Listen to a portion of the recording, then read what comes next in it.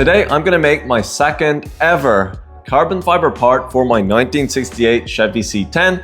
My tailgate was the very first part I ever made, and in my opinion, that was a huge success. So hopefully we can keep that going today. And in my last video, I made this mold of the headboard for the box of the truck, and I had some troubles while I was post-curing this mold in my homemade oven. I had to bring this mold up to 250 degrees Fahrenheit, and I did that, but once I hit that temperature, I saw a huge bubble appear and I thought this mold was done for. I wasn't really sure where to go from there, so I asked you guys for some help, and you guys came through in the comments. I was able to gather a lot of info, and with that info, I've decided to use the mold. If you watched the episode, you noticed that the bubble completely disappeared once the mold cooled off, and I don't think it's gonna reappear because I don't have to go to such a high temperature with the carbon fiber part as I did just for the mold.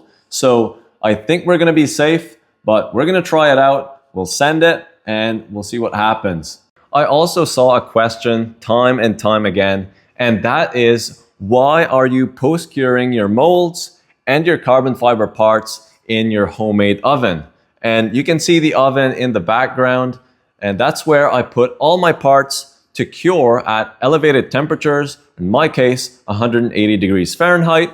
And to answer that question, you don't absolutely need to post-cure your molds or your parts at elevated temperatures. You can get resin systems that cure just at room temperature and you're good to go. But I chose a system that uses heat because that essentially raises the temperature limitations of your carbon fiber. And in my case, when I'm driving this truck out in the sunlight, the last thing I want is to have my quarter panel start getting whippy and essentially getting soft in the sunlight. That would be so horrible. I spent way too much time sanding these panels, doing all the body work. So I want to make sure that this truck stays super straight. And I do get why people are asking, why am I curing the mold when you could just cure the carbon fiber part in the oven? And the reason for that is because I want to cure my carbon fiber parts in the molds. So both the mold and the carbon fiber parts have to be able to withstand the heat. So with all that being said, we got to get to work and make this carbon fiber part. So the first thing I need to do to make this carbon fiber headboard is to sand out all those little designs that you can see. And it's going to be pretty easy. I'm just going to use some fine grit sandpaper. But I had no idea why these designs came through the mold. One of you guys actually commented that that's exactly where I was pouring my black surface coat. And you can see that there's a design kind of following all the way around. So apparently you can't just pour on the surface coat. You actually have to brush it on.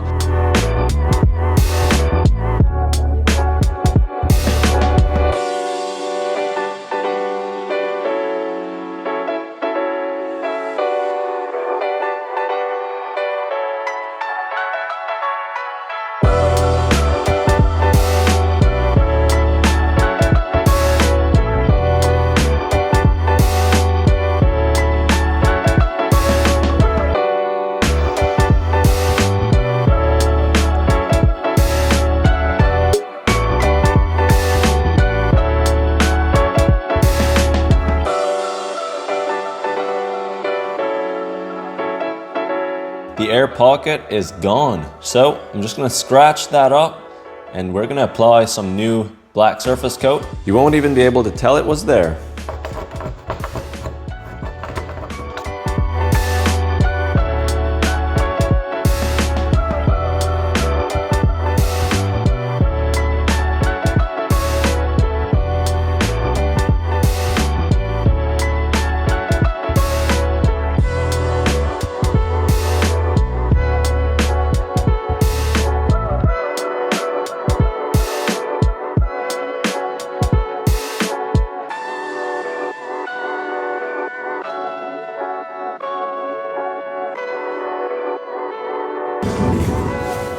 So our mold is polished up and ready to go to make its first carbon fiber part.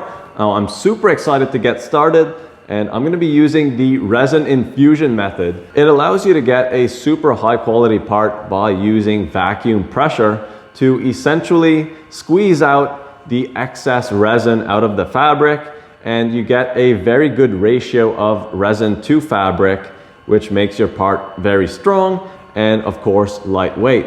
So to do that, we have to apply a vacuum bag to our whole part once everything is laid up. You'll get to see that later on in the video, but to set up for that, I'm gonna apply some gum tape on the entire perimeter of this mold. So my gum tape should be somewhere in here. There it is. Thought I had an opened roll somewhere. Maybe not.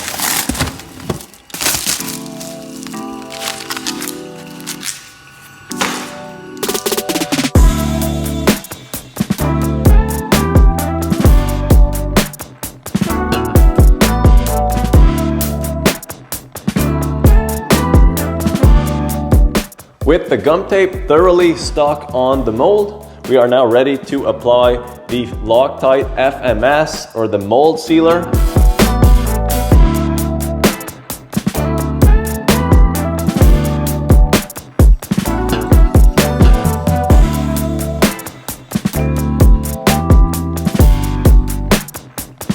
So after 3 coats of mold sealer, we are now ready to start applying the release agent, which is the same deal.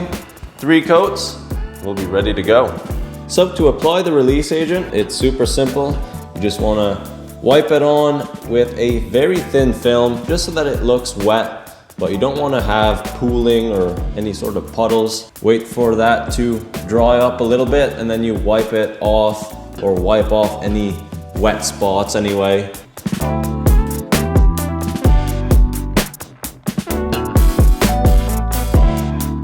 To cut all my fabric, I just set myself up a little table over here, and I also got this fabric cutting mat on Amazon.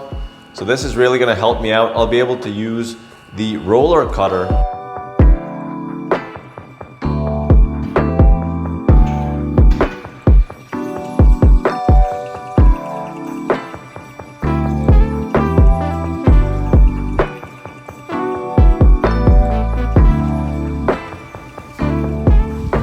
So I got my fabric rolled out, as you can see. We're gonna cut it at the length we need. And I did measure the entire length of the headboard, and it's 75 inches. The way you make a cut straight with the weave is you pull out a single strand, and you can see the entire line going all the way across. Pull that right out. That's how you make a straight cut with carbon fiber fabric.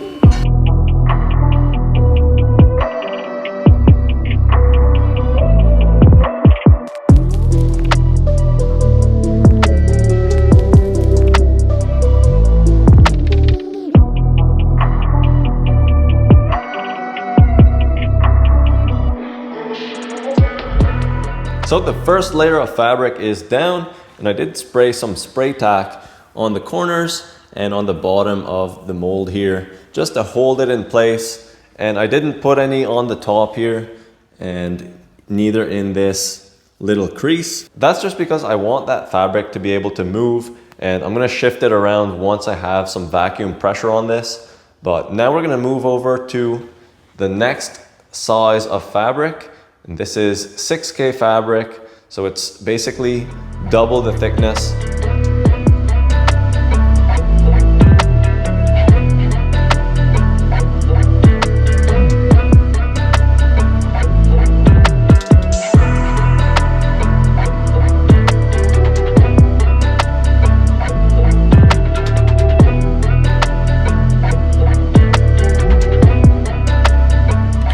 All 3 layers are done, and now we can move on to the next step, which is the consumables. And what that means is we're gonna have to put the green peel ply followed by the infusion mesh, and then the vacuum bag.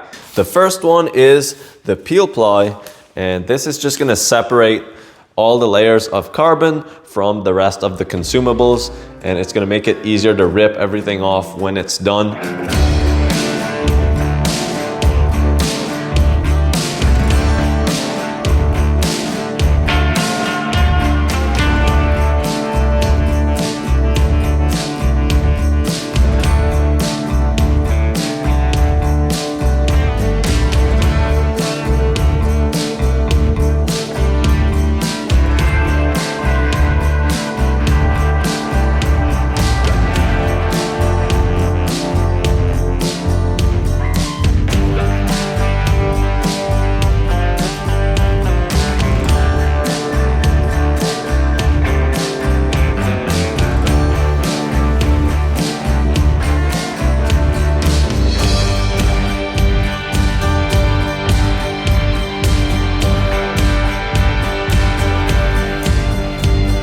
So I got my vacuum tubing started. I have the bottom side done, and I'm gonna have to do the exact same thing on the top side over here. And on this bottom side, we're gonna have the vacuum inlet, and then on the top section, it's gonna be the resin inlet.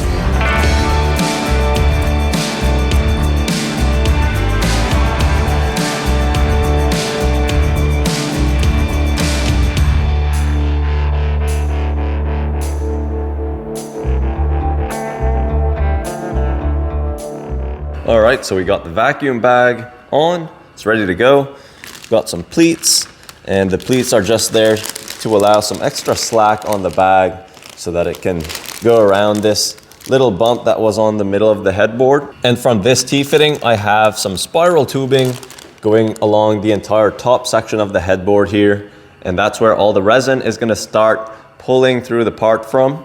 And then I have the same thing going on the bottom with the spiral tubing. And that is gonna be all vacuum pressure, or vacuum pulling, I guess. And the plan with this setup is to have the resin start from over there, and with the vacuum pulling from over here, you want a nice even pull of resin all the way through your part, and that's what infuses it, and it makes a super lightweight and strong part. So we're gonna connect it to the vacuum pump and my catch pot. If you were wondering what kind of vacuum pump setup I was using, I'm just using a CPS Pro Set vacuum pump and a Best Value Vac catch pot. This is all from Composite Infusions. So if you want to get set up to make some carbon fiber parts, check out Composite Infusion's website and they can hook you up.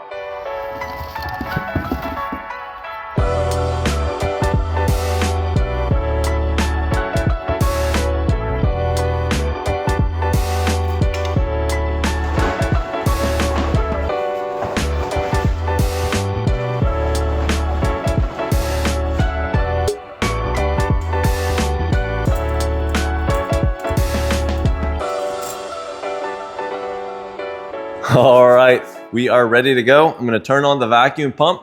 We'll check for leaks. Oh yeah, I have to clamp off the resin inlet before I get the vacuum pump going because that's gonna be a big leak. Just don't wanna put too much strain on the gum tape over here, so that's kind of the difficulty, but we're gonna figure it out. Now we should be ready to go. Let's turn on the vacuum pump.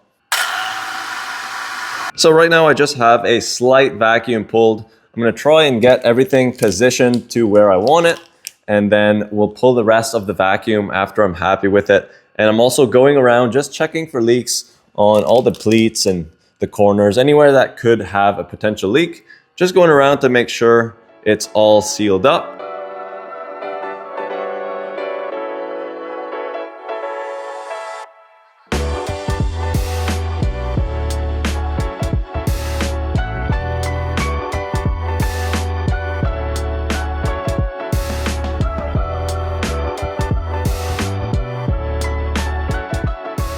So the part has been sitting at full vacuum for about 2 hours now. I went for lunch and it did not drop. I'm confident that this does not have any sort of leaks.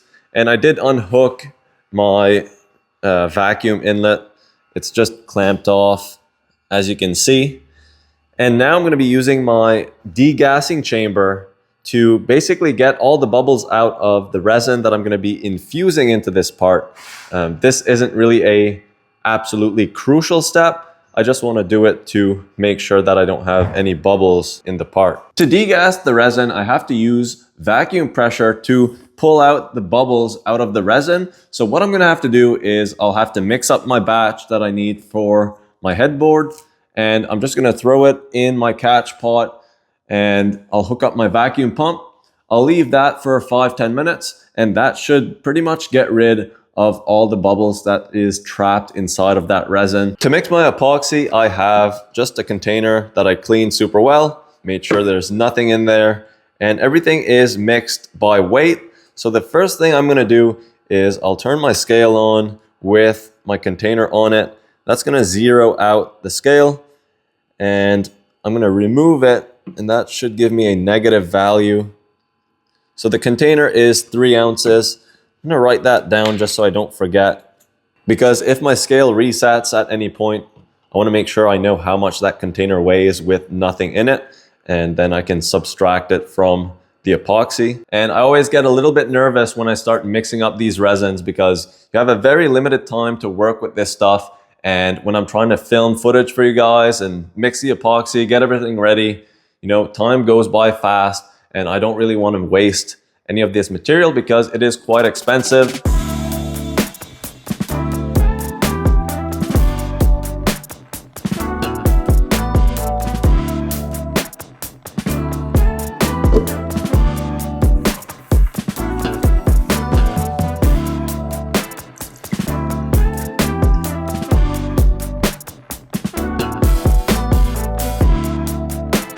So I have 500 grams of hardener and 1825 grams of epoxy resin. And right over here, I wrote down it's 3.65 to 1, part A to B, so resin to hardener. And I did the calculation and it came to 1825 to 500. So I can mix these two together and we will start degassing this, and then we are ready to infuse.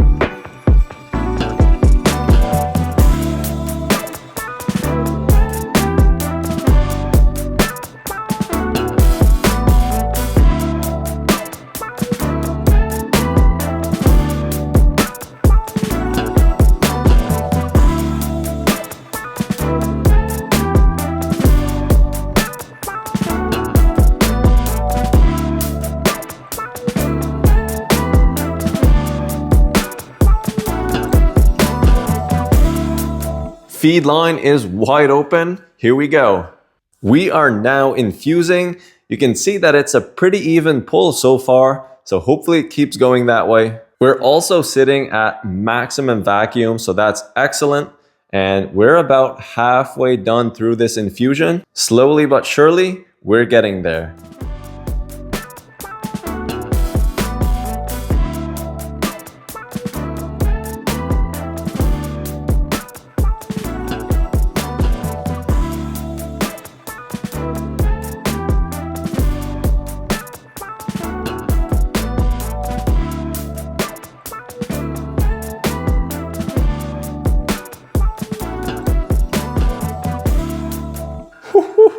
The resin infusion is all done, and I would call that a success.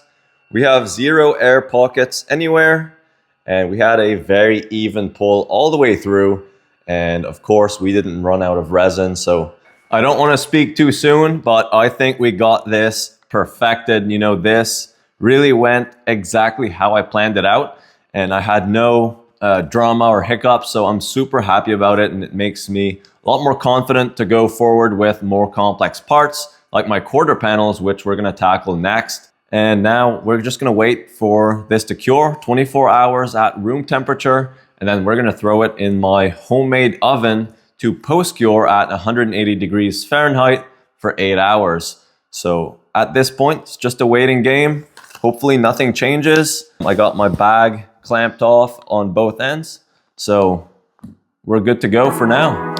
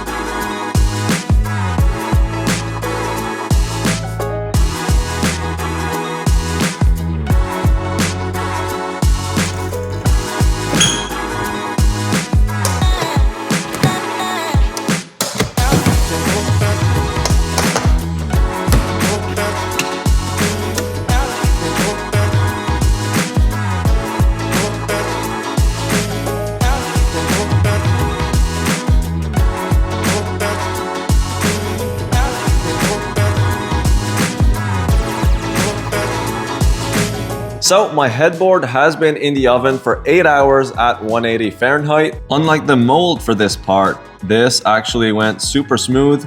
Nothing changed at all. And I think this is gonna work really well. So I'm just ramping down the heat right now, and this is gonna be ready to take out.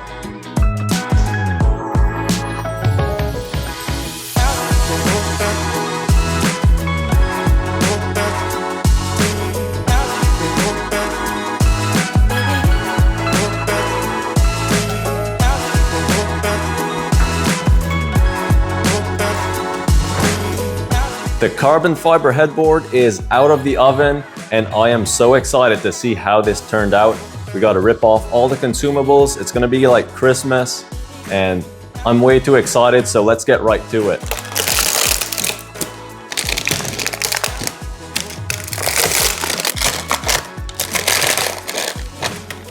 I just started ripping the bag off, and I can already tell that this is gonna be a very easy release.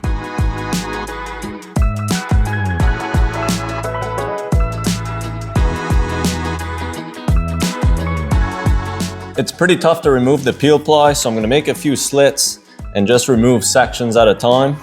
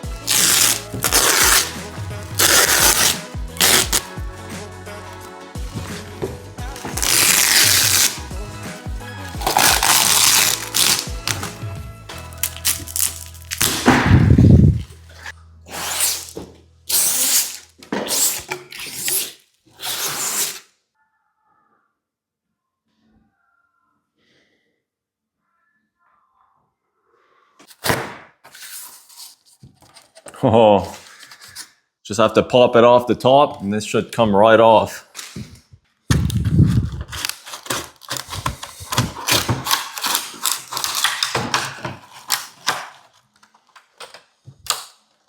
There we go.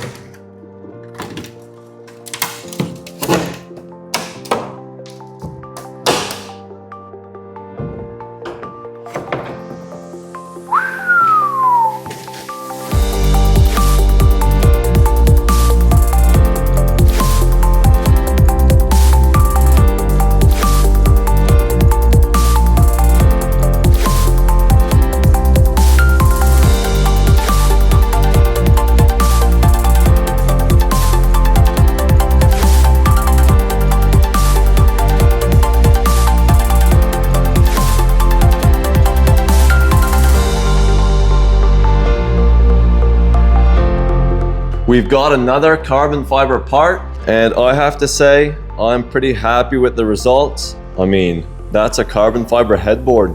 The only real complaint that I have is the print through that I got on this headboard. There's no pinholes or anything, but you can kind of see the fabric through the resin, and I'm not really sure what caused that or if it's normal. I'm not concerned because I'm gonna clear coat this, and that'll be like a absolute mirror once I have this clear coated. But again, overall, I cannot complain about this thing one bit. So now I have to do some trimming on the edges here, and then we'll weigh it out, see how much it weighs. And so far I can tell that this is lighter than my tailgate over there. It's super windy outside, so I didn't film myself trim all the edges, but the entire headboard is all trimmed up, top and bottom. And this thing is ready to weigh out to see the final result. So let's grab the scale, and oh man, I can't wait to see how much it actually weighs.